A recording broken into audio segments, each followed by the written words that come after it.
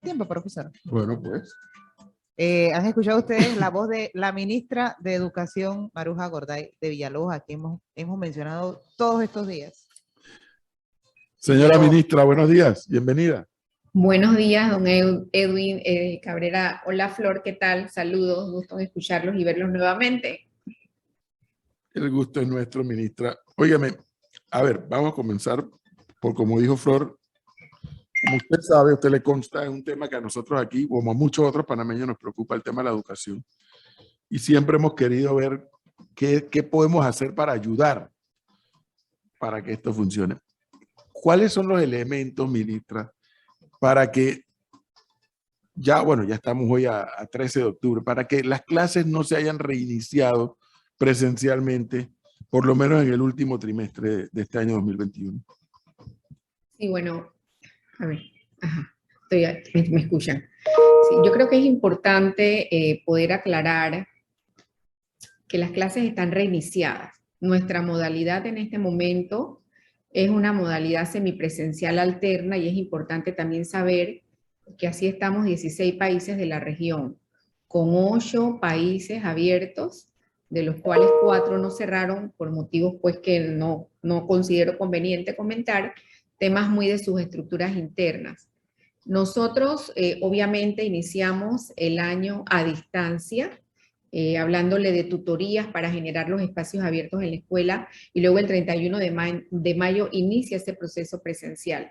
A partir de que nosotros logramos más del 90% ya en el mes de agosto de vacunación del personal docente y del personal administrativo de las escuelas, e inicia el proceso de vacunación de los estudiantes, nosotros generamos una circular que tiene toda la fuerza legal para ya tener en las escuelas, y que más del 60% lo tenía en ese momento, a todo el personal de las escuelas en general ese proceso.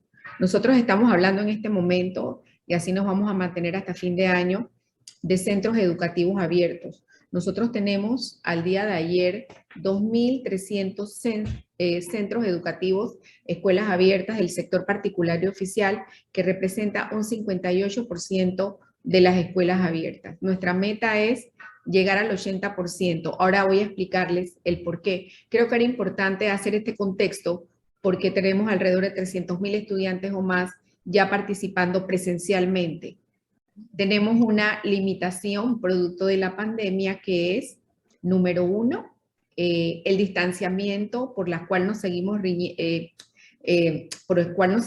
seguimos atendiendo por el Ministerio de Salud, que es 1 metro de distanciamiento. Así que te pongo de ejemplo la Escuela Carlos A. Mendoza, con una matrícula de más de 1.000 estudiantes, una escuela primaria en San Miguelito, que me tocó visitar el 13 de septiembre, donde la escuela tiene 2 horarios en la mañana y 1 horario en la tarde, porque los niños de primero a tercero, que fueron los que visité, en un salón de 30 o 35 no caben con ese metro de distanciamiento. Por eso nos mantenemos así. El día 18 de agosto nosotros giramos una circular de promover la mayor participación de horario y de días a la semana. ¿Por qué? Porque ya no hablamos de que tenemos que tener pediluvio, de que no hay que tomar la temperatura, de que no hay que tener otros elementos, sino mantener la mascarilla y guardar la distancia, el lavado de manos, etcétera, etcétera. Entonces, yo sí quiero que se diga eso. Segundo factor, nosotros al 1 de octubre logramos la vacunación del 51% del grupo de edad que se debe estar vacunado entre 12 y 18 años. ¿Qué significa? Que nos hace falta por vacunar alrededor de 155.000 estudiantes del total de 307.000 aproximadamente para ese rango de edad de premedia y media. Ese es un factor, obviamente, que hemos analizado con el Ministerio de Salud.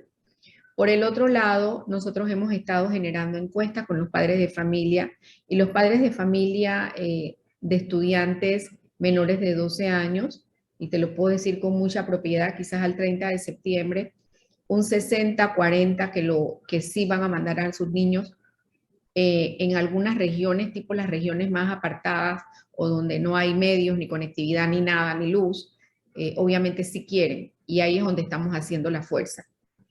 Por el otro lado, y déjame nada más terminar, el tema del sector particular. De las 2.360 escuelas abiertas, tenemos 105 del sector particular abierta. ¿Por qué? Porque hubo arreglo de tarifas, hubo ajustes que se tuvieron que hacer a los padres de familia, reiteramos la encuesta, la Dirección Nacional de Particular nos reiteró el lunes y la semana pasada, nosotros empujando este proceso, pudiéramos terminar el mes de octubre quizás con 2.800 escuelas abiertas. De que las escuelas han tenido que hacer sus ajustes de planilla, el tema de la contratación, o sea, todo lo que implica decir que eliminamos la semipresencialidad, porque sí quiero que se tenga muy claro, y sobre todo a su audiencia que es muy escuchada, y ustedes muy conocidos, de que las escuelas están abiertas, de que estamos con una modalidad alterna como la mayoría de los países de la región, atendiendo esa disponibilidad por la situación que tenemos. Dígame, Flor. Sí, ministra, yo sé que falta nada para que termine este año y obviamente con ello el año escolar. Pero no termino de comprender cuál es la razón real por la que los muchachos no regresan a las aulas de clases, así sea para hacer el ensayo del inicio escolar 2022, porque vemos que hay escuelas particulares que están al 100% los muchachos en sus escuelas hace meses y no ha pasado absolutamente nada. Los muchachos se cuidan porque creo que los niños son los que más han aprendido a cuidarse. Lo otro, ¿qué tema de distanciamiento en las escuelas? Si vemos en el estadio, en los parking, en todos los lugares donde ha habido apertura de todo, que la gente no guarda ningún tipo de distanciamiento. De hecho, en el estadio vimos a la gran cantidad de gente o a la mayoría de la gente que estaba allí sin mascarilla. ¿Por qué a las escuelas no pueden regresar? Si están los maestros que le pueden indicar a los muchachos cómo cuidarse si es que llega alguno que no lo sabe, que lo dudo, que no sabe cómo hacerlo. ¿Cuál es la razón real por la que no regresan los estudiantes a la escuela?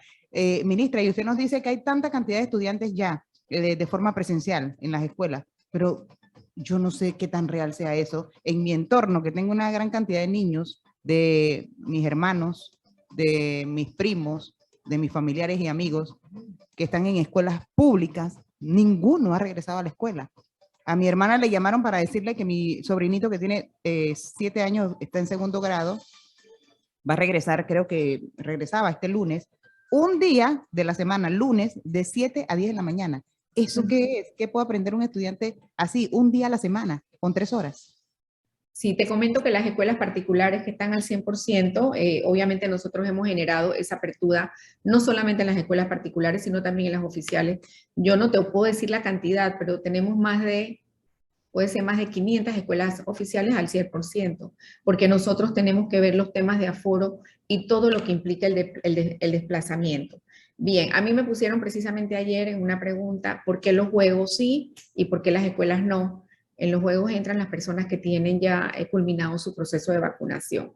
Obviamente nosotros nos reñimos y nosotros atendemos las recomendaciones de salud para esta decisión. Yo creo que es importante. También, no te voy a decir que no, hemos tenido una excelente experiencia del no contagio en las escuelas. Entonces, nosotros seguimos en este proceso de apertura.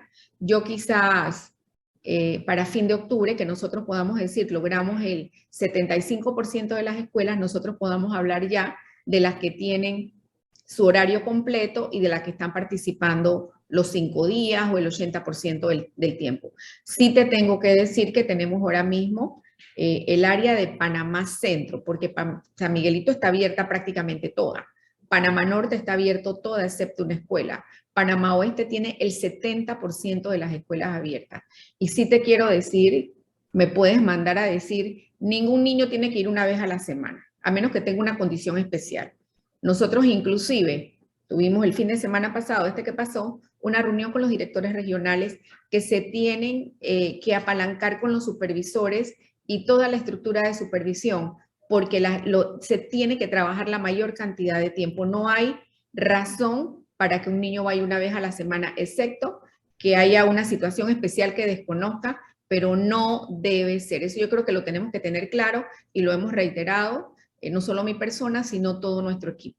Ministra, yo creo que no le están terminando de decir la información de lo que están haciendo en las direcciones regionales, porque sí está ocurriendo. Un día a la semana, 3 horas de clases en un solo día es lo que le han ofrecido a este estudiante. Estoy anotando, ok.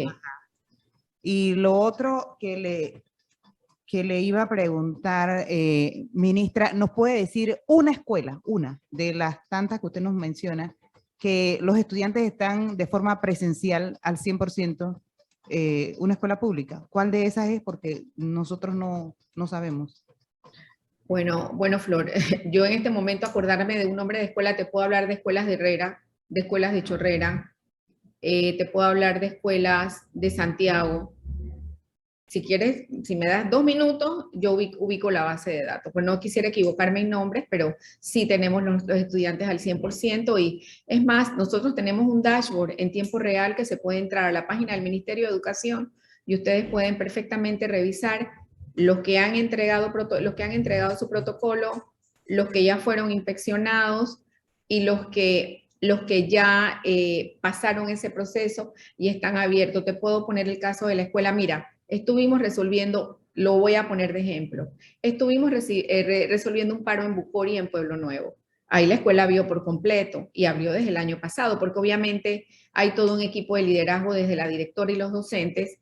Estaban alternadamente, pero los estudiantes, los 800 estudiantes de Bucori estuvieron recibiendo sus clases alternadamente. Pueblo Nuevo, en el área de Ñocribo, de la comarca. Ayer también tuvimos que intervenir por un tema que se dio, por unos horarios con los padres de familia, pero ahí la población está por completo. Y te lo digo porque fue lo que vi recientemente ayer.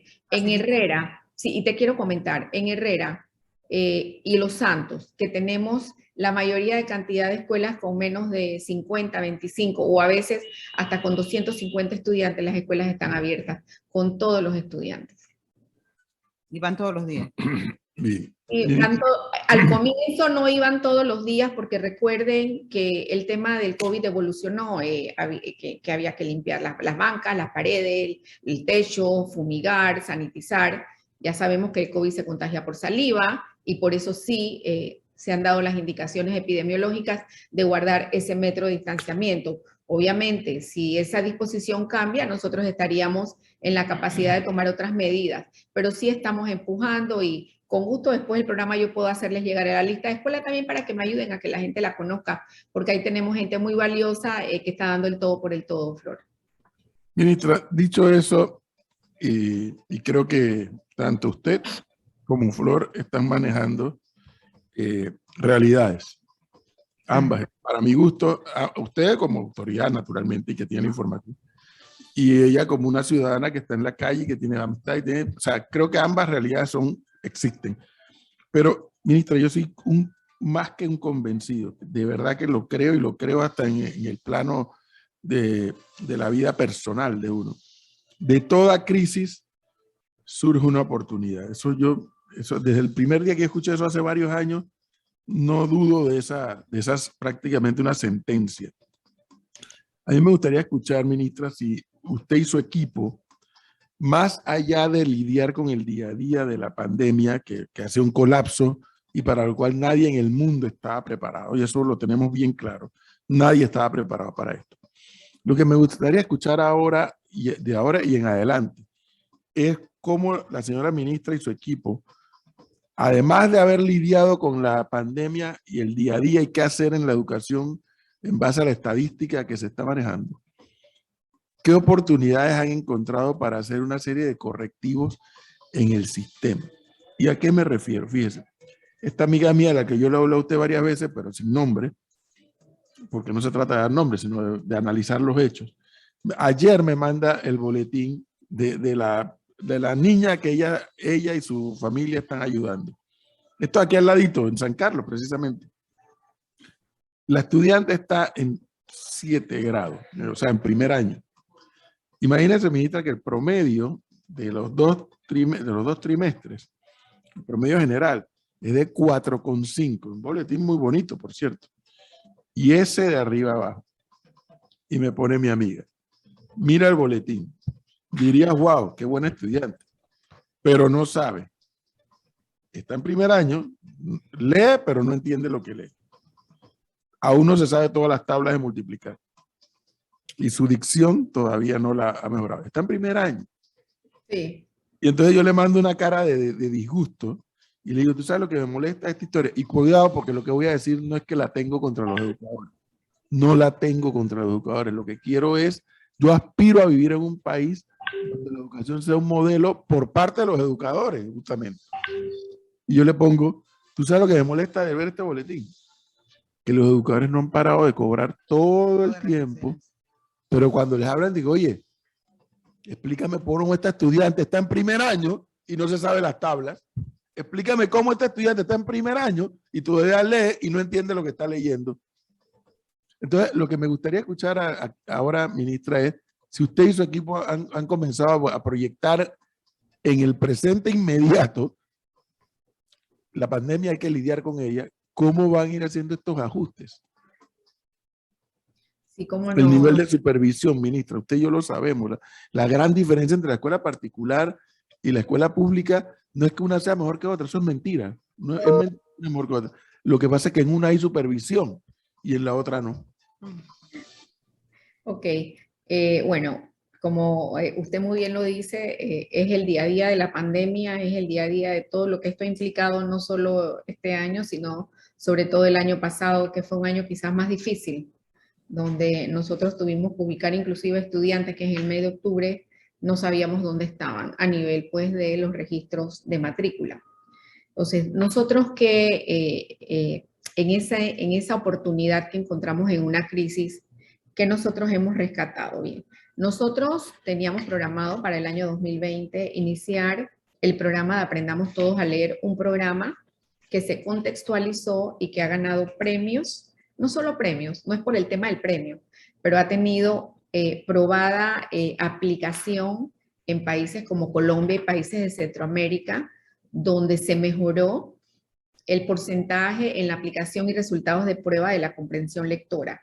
Recuerden que nosotros venimos con un arrastre de nuestro sistema, de la comprensión lectora de los niños de tercer grado, de sexto grado, y obviamente va a impactar en esa niña de séptimo grado. A mí me tocó escuchar a un niño de quinto año de una escuela de Changuinola, que está haciendo aprendizaje acelerado, leyendo como si estuviera en tercer grado.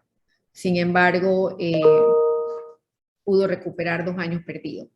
Entonces nosotros el otro año, y tengo que hablar del otro año, nosotros ya entregamos el material este año, nosotros estamos ya implementando presencialmente, obviamente con todos los ajustes, el programa Aprendamos Todos a Leer, que es un programa que se contextualizó de esta experiencia, fue facilitado por el Banco Interamericano, para desarrollar la comprensión lectora con el método fonético. Y quiero decirte, yo estuve el jueves de la semana pasada con los 52 directores de escuelas oficiales de San Miguelito, donde se hizo el pilotaje, y yo quedé impresionada de escuchar a niños de primero y tercer grado ya leyendo como cuando aprendíamos nosotros, porque es ese método fonético. La J, ¿cómo te ríes? Ja, ja, ja. ¿Cómo es? Ja. Estamos hablando de eso. Se comprobó que ese es el método más compatible para el proceso neurolingüístico de aprender a leer y obviamente poder expresar lo que lees. Estamos hablando para la mayoría de las personas que no tengan ninguna otra condición que les impida. Y yo pude escuchar, no solo a los maestros, vimos los videos de los niños. Obviamente siempre vamos a tener un porcentaje de niños que no alcanzan esa meta, y con ellos hay que tener apoyos en casa y otro tipo de apoyos educativos. Ese programa incluye un documento, que no lo tengo a mano, es más, ayer creo que está en las redes, que se llama Panamática, que es la contextualización para el aprendizaje lógico-matemática en toda la primaria. Lo que no hacemos en los primeros grados impacta el resto de la educación, de los años que siguen en educación. Entonces, ese programa se va a desarrollar de primer a sexto grado, con énfasis en las escuelas con menor desempeño, que son alrededor de 200, y que no solamente están en la comarca, están aquí mismo a la vuelta de Meduca, a la vuelta de donde están ustedes. Por el otro lado, nosotros seguimos avanzando con todo el tema de la implementación de la tecnología digital a través del trabajo. Ya nosotros tenemos el 35% de estudiantes usuarios de Teams. Es una medida razonable. Hubiéramos aspirado a un 50, un 60%, sin embargo, el espectro de las comunidades educativas y de sus casas no lo permite, pero al retornar a la escuela debe seguir siendo una herramienta. Yo me imagino que están en conocimiento de que ya está aprobado el proyecto de ley 456, que establece la política pública de equidad digital y todo lo que eso implica en la transformación, no solo de ese currículo por competencias, sino en un sistema de monitoreo y evaluación, en el equipamiento, y no es el equipamiento más de que te doy una computadora. Nosotros el año pasado y este año entregamos 32.000 computadoras a los graduandos, tablet. Y no es eso, porque las pruebas de los graduandos el año pasado tuvieron muchos retos y desafíos para no utilizar otro calificativo. Es el tema de cómo yo me organizo y puedo desarrollar una mejor estrategia y facilitar ese aprendizaje. Por el otro lado, nosotros, y yo creo que, y yo trato de hablar esto importante, a raíz de que nosotros tuvimos más de 14.000 estudiantes que no lograron culminar porque se desconectaron, se desvincularon, desertores, nosotros pudimos desarrollar la estrategia este año y que va a continuar de aprendizaje acelerado. Ese es un programa que usualmente se usa en mayores de 15 años y en jóvenes y adultos, y que nos pusimos en acuerdo en una de las últimas reuniones de los países del SECSICA, que todos estábamos prácticamente perdiendo un porcentaje significativo. Y yo siempre digo, bueno, 14.000 no es ni el 10%, pero son vidas, como dice Flor, son niños, son panameños, que nosotros somos responsables como Estado y como gobierno de garantizar su educación. Y ese programa en este momento ha podido recuperar ya un grado que culminó el 24 de agosto de 11.000 estudiantes. Obviamente son contenidos muy priorizados, son contenidos muy específicos. Y por el otro lado, el gran ausente de la pandemia, que fue la parte socioemocional. Todo lo que perdió el niño en la interacción, en la relación, en la comunicación, en el juego con los más chiquitos, en el desarrollo con sus pares, y ese es un programa que por lo menos este primer trimestre se atendió, y no voy a hablar de salud mental porque no nos compete, alrededor de 16.000 estudiantes exactamente presentando temas de interacción. Miren, yo estuve toda la primera semana del tercer trimestre que anunciamos pues ese regreso ya masivo, semipresencial. Yo estuve en escuela con niños de primer grado y yo llego con mi chip de maestra, hola niños, ¿cómo están? Y literalmente la interacción con los niños no es la misma que si hubiera sido un año regular. Es más, en este momento estamos haciendo una fuerza, así le decimos, una fuerza de tarea para que los estudiantes graduando puedan, algunos ir a la práctica a partir del otro lunes y otros miles entrar en las plataformas que nos puso a disposición el INADE y poder por lo menos lograr, porque los chicos que se gradúan ahora en este diciembre han estado 2 años sin estar presencialmente en la escuela, que sabemos que unos son más tecnológicos, que unos tuvieron oportunidades de estar conectados, que donde no había problema del espectro, de la conectividad, pero para otros ha sido un gran reto y sobre todo continuar desde trabajando. Y yo quiero ser honesta con ustedes, o sea, yo no puedo decir que todo está perfecto, pero es el esfuerzo y las estrategias que estamos haciendo desde una base muy científica para poder recuperar los aprendizajes. Ya ayer en un foro de Banco Mundial se habló de que es un año perdido educativamente para el mundo, obviamente inclusive los que pudieron estar un poco más tiempo conectados, pero esa es la relación que se hace para los países de la región y que nos toca a nosotros hacer estrategia para recuperación de los aprendizajes. Así que estamos en esa definición que ya prácticamente termina con un proceso de matrícula que ustedes han escuchado, pues que ha tenido algunas situaciones para poder arrancar, extender el programa de recuperación académica y el otro año hacer una propuesta que la íbamos a hacer para el 2020, pero a distancia no se podía, de tener un programa integrado de nivelación durante todo el año, porque ni en 3 semanas ni en 7 que los hemos extendido, tú recuperas académicamente una materia aplazada. Ministra, hay varios temas que tenemos que abordar con usted y el tiempo se nos acaba, pero sí. Ayer otro de los puntos que comentábamos cuando se conoció que el inicio de año escolar 2022 va a ser el 7 de marzo. ¿Por qué esperar hasta el 7 de marzo y no empezar las clases antes, quizás en el mes de enero? Si hemos tenido todo un año de irregularidades, los docentes no han trabajado al 100% como tendrían que haberlo hecho por el tema de la pandemia y porque, bueno, no han podido regresar muchos a sus escuelas. ¿Por qué no hacerlo antes? Si todo es irregular. Hasta ahora todo es irregular, entonces vamos a empezar en una fecha que no es la regular, porque no arrancamos en enero y hay que esperar hasta... Bueno, la fecha de marzo es porque concluye los carnavales y no es por el tema de carnavales, incluso ni yo carnavaleo, así que queremos estar claros. Número 2, Flor, el periodo de vacaciones de los docentes, y sí tengo que decirte, hay docentes trabajando, más yo creo que el 95, 96, 97, porque yo recibo, o sea, yo no puedo decir que no se está trabajando, no lo puedo decir, yo tengo que tener evidencia. Y yo creo que tengo que hablar con evidencia. Sí hemos hecho procesos, sí hemos declarado muchos docentes insubsistentes, y no me gusta hablar de esto públicamente por lo que genera, pero lo hemos hecho y sigo firmando, porque he tenido directores que han podido generar. Hemos tenido también procesos con directores que no han querido abrir las escuelas. No puede ser.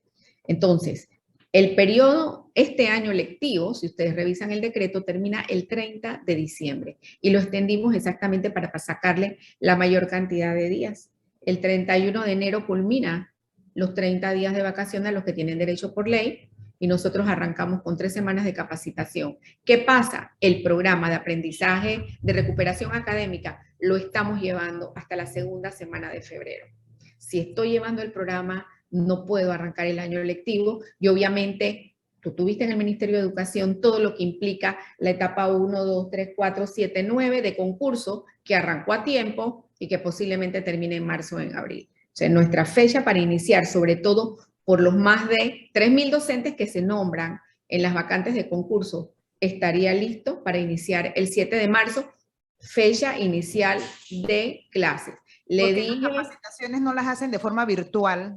Todas están virtuales desde el 2020, Flor. El año pasado y este año fueron virtuales. Incluso ayer estuvimos ya definiendo la estructura del marco lógico y hablamos, vamos a hacer algunas híbridas, quizás temas muy importantes como neuroeducación, que va a transversalizarse, como el tema socioemocional o competencias digitales, que no es que es un tema, es un enfoque que se transversaliza en el currículo. Pudiéramos tener algunos eventos con internacionales o nacionales, pero el año 2020 y el 2021, obviamente a partir de la pandemia, nosotros este año capacitamos a más de 63.000 docentes en 1, 2, 3, 4, 5, 7 temas virtual. Nosotros no hemos hecho capacitaciones presenciales. Ya nosotros adquirimos y en forma gratuita las plataformas, los software y lo que se necesite. Y eso también ha sido un gran apoyo porque elimina los gastos de comida, los gastos de traslado y obviamente genera también cierto tipo de organización y disciplina del que recibe la capacitación. Y me quedé pensando en el tema de los carnavales. ¿Por qué es que no se arranca antes? Porque los carnavales parten el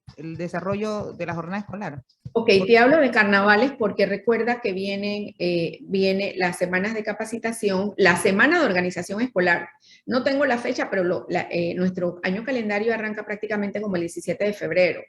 Entonces, arranca la semana de organización, vienen los 2 o 3 días de carnavales, esos 2 días que quedan, culmina la semana de capacitación y te estoy hablando por eso del 7 de marzo. Sin embargo, nos hemos reunido ya con comarca y con otras áreas de difícil acceso que por temas de poder aprovechar la mayor cantidad de días, si tienen la planilla docente y la comunidad educativa lo avala, pueden arrancar antes, si está conformada la estructura docente completa. Ministra, un tema que a mí, de verdad, o sea, al margen del cliché político, como dijo el entonces candidato, hoy presidente, pues que la educación va a ser la estrella de su gestión. Fíjese que para mí el gran aporte, van a ser tal vez muchos, no sé cuántos, que Maruja Gordillo Villalobos tal vez deje cuando culmine su gestión. Probablemente, a lo mejor dejará muchos aportes, pero para mí hay uno que va a ser clave y yo reitero mi punto, ministra, y usted lo sabe porque lo ha vivido. La supervisión va a ser la clave, la verdadera clave de poder reorientar el modelo de la educación panameña es con la supervisión.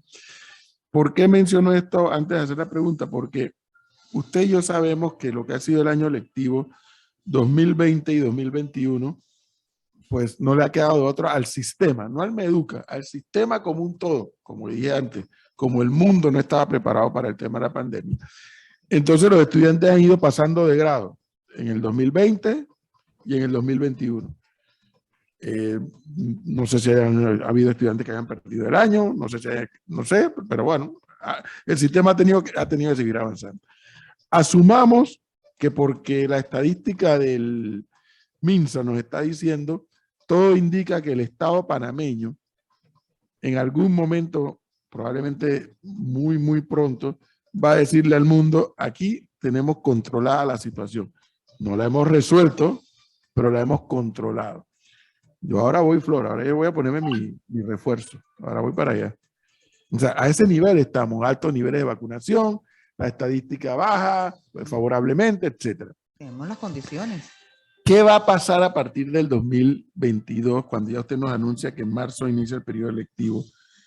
¿Y cómo va a ser ese proceso de supervisión para que el personal docente haga lo necesario para tratar de llenar los vacíos que quedaron del 2020 y del 2021? ¿El equipo suyo le está afinando un plan para eso o simplemente nos vamos a ir con la marea? Son bien divertidos. Bien, positivamente. Bien.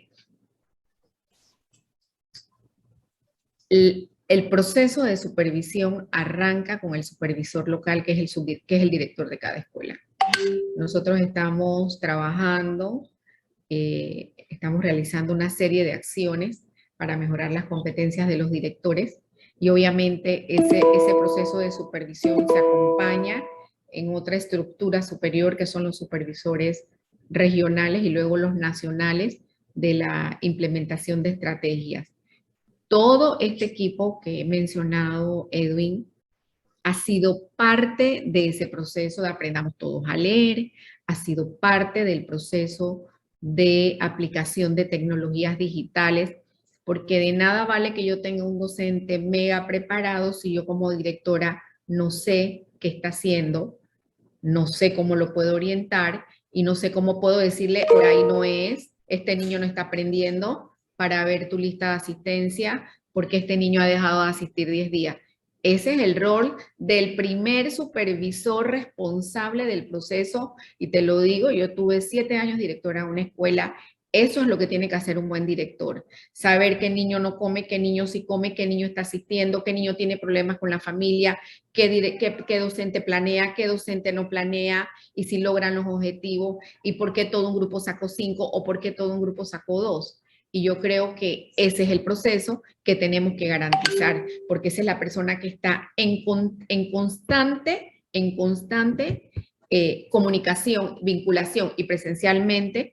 Y yo te puedo decir, yo no hablo nunca del 100% porque no tengo la data, pero nosotros estamos midiendo todo eso, inclusive ya con el trabajo que se tenía pendiente de hace 4 o 5 años del programa de mejoramiento integral de los centros educativos y el sistema de evaluación, ya en pandemia pudimos con los 3.000 directores del país, representados por sus diferentes estructuras, poder modificar ese decreto 100, que habla de temas más puntuales y más científicos de ese proceso de supervisión. A ver, Flor, les escribí a mis regionales, me van a empezar a mandar la lista. La Escuela Flor de María Prado de Pocrí de los Santos, está al 100%. Yo se las voy a hacer llegar y también me gustaría que lo puedan hablar más adelante, porque también me ayudan a que la gente se ponga las pilas y podamos seguir abriendo las escuelas. Entonces, don Edwin, esa es la estrategia que estamos haciendo. Mire, yo quiero decirle, nosotros tenemos, si yo hablo de ponderación académica, yo creo que tenemos uno de los países con directores y supervisores con más créditos. Vamos a hablar de créditos. Entonces, es hora de que puedan generar, porque es un año de recuperación que no termina el 2022. Ese año de recuperación posiblemente pueda terminar el 24 o el 25. Nosotros tenemos que trabajar con los primeros grados, tenemos que trabajar con aquellos que pasan de un nivel a otro, de sexto a séptimo, de noveno a décimo, y tenemos que trabajar con los que la gente piensa que no, que son con los graduandos y todos aquellos grupos vulnerables, las niñas de las comarcas, los estudiantes con discapacidad, jóvenes y adultos.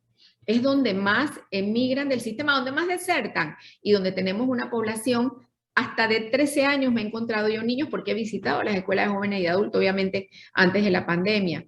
Para eso nosotros estamos trabajando y lo voy a aprovechar y decir, no lo he comunicado antes, nosotros desde hace 6 meses estamos trabajando con los especialistas de UNESCO una política pública de educación para el desarrollo sostenible, que cuando hablamos de sostenible pensamos en el planeta, que también es parte de la política, pero estamos desarrollando una serie de estructuras para poder que quede en el sistema y que no dependa, como tú muy bien lo dices, si está Maruja o si se va Maruja o si se cambia el gobierno. No, es que quede en el sistema como una política, y dentro de esa capitulación que se está haciendo, estamos ya implementando, bueno, cuando sea aprobado por ley, las modalidades flexibles. ¿Qué significa? Que yo voy a tener 4 modalidades, igual que el resto de los países de la región del Sexica, que es con los que estamos trabajando y nos ha servido mucho. A mí me ha servido mucho para conocer también otras cosas y recibir ese feedback, y también han recibido feedback de nuestro país, y poder dejar instalado un sistema que tenga opciones a educación a distancia, que incluye la virtualidad, la semipresencial, opciones alternas o híbridas, el face to face, que es la presencial, y el homeschool, que ya es ley de la República y es parte de esas modalidades. Entonces, para nosotros es sumamente importante poder garantizar esas nuevas opciones o esas nuevas modalidades, incluso ante otra pandemia, ante una escuela que sufra un siniestro, ante una situación tipo ETA y OTA, donde inmediatamente la escuela se pueda ajustar.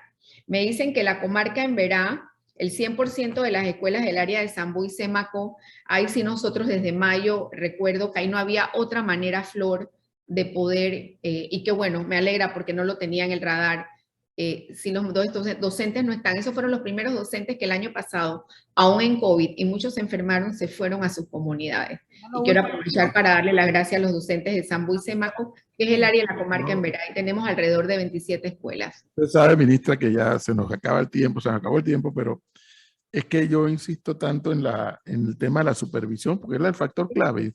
Totalmente. Usted lo sabe, usted lo ha vivido y lo ha ejercido además.